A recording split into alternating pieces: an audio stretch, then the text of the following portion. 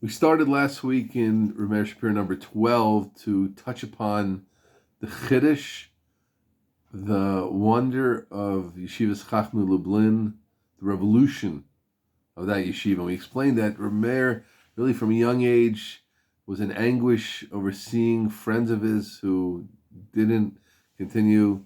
Not only did they become Gaoni Yisrael like they could have, great leaders, great men of letters of the Jewish people, they even went off the derech. Because they didn't have a yeshiva, they were poor, and there were no yeshivas built for students like that. Now let's look a little bit, what was the situation for Torah students back then? Again, there are many comparisons between this and what was happening in Lithuania and Lita, but Poland was its own Metzias, its own reality, and that's where Rav Meir was making revolutions. So this is how they describe it. Didn't we see in Warsaw and Lodz, in Lemberg and Krakow, young Torah students, listen to this, wandering around, nestling against some wall for comfort because they were suffering from hunger and lack of sleep. So different than our times. Weren't we ourselves, every one of us, this is Yeshua Baumel, again, that's the book that we're mostly working for these series. We were all living witnesses to what? To the crude, brute denigration that the average member of a community displayed toward the yeshiva students. They were not on a pedestal. And as our great Rav said, that Zvulun was supposed to be involved in commerce, and Yisachar was supposed to be learning, and Yisachar would give, of course, part of his reward in Olam Haba to Zvulun. And how did Rav Meir Shapiro see the situation in Poland? In that partnership, Zvulun is coming up short. That was, in a word, how he saw it.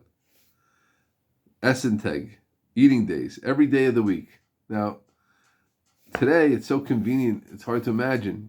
In a yeshiva, every yeshiva has a dining room or caterers, etc. Boys have nutritious food, good food, meguvan food, breakfast, dinner, lunch, etc. So he says then they would have to go from place to place, different days, and be somech on many of the balabatim in a town. Some of them, of course, who did have a great avos Torah, but many who didn't necessarily and saw it as a burden, and they gave over those feelings of burden to the students themselves. Not a pleasant thing.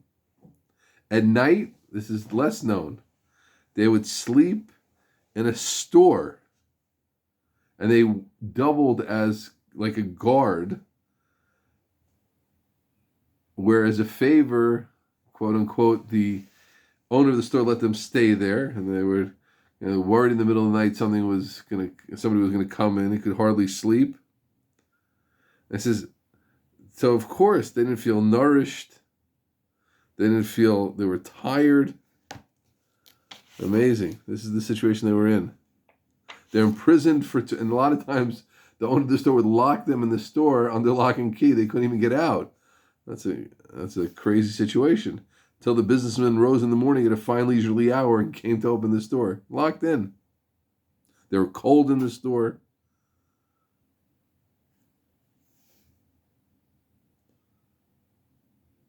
Rav Meir used to quote in the Gemara in Ksubis a little bit of a play on the Gemara, Samach Ches, that says we have to be grateful to the Ramayim. I can't remember the Pashup Pshat, swindlers. Right? So he said, what does it mean? We have to have a karstov to the swindlers, because it wouldn't be for the swindlers, for the ganavim that the store owners are worried about, so then the Bochrei Yeshiva wouldn't have a place to sleep at all. So only because of that. Crazy. And then very often in the morning they'd have to do a sponja on the whole store. And this is how you wanted to make a Talmud Chacham. Now, Baumel here describes that the situation was deeper than just the deprivations physically that it would have to suffer, but reminiscent of what the Ibn Ezra writes about the Am Yotzi Mitzrayim, that they had a slave mentality. You want a Rav to grow up to be a person, lo saguru b'mnei ish. He's not going to be scared of anybody. He's going to do what's right, rule his town with an iron fist as necessary, as needed.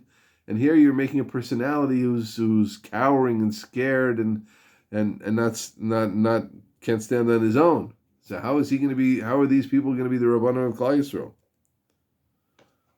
But yet they learned. So this is the situation, and also we understand why so many, if that was their option to becoming a Torah sage, so many opted for secular colleges instead, with all that meant, especially then. And what did Rav Meir come onto the scene and say? Listen to this. And this is how his Talmud saw him. See, you will be released. This is the message he gave over. You know, so he used these words, but this is what his whole personality said. I am going to change the situation. You will be released. Your esteem will be lifted up. You'll no longer have to slink through life, derided, beaten, cowed. You'll walk and act in self-reliance. The chains in which the men of commerce and trade have kept you enslaved will be broken. I will shatter them from you. Only one belt remain to gird your loins and keep you lithe and supple, the girding and fastening of the Torah. That's what you'd be meshubah to, not to this. In its domain under its wings you will find your protection. This is what it meant for us when a new star rose in the sky, a star that bore the words Yeshivas Chachmei Lublin. So this really gives us a clear picture of what Meir was trying to do. Again, always looking at the tsaros, looking at the needs, looking at the necessity. That same person from the young age who was making the new types of chadarim and paying teachers directly and making daf yomi. He saw the situation, going into the SEM, campaigning. This is what has to be done. This is how we have to fix things up. These are the people that we have to pick up to save them and save all of Polish Jewry.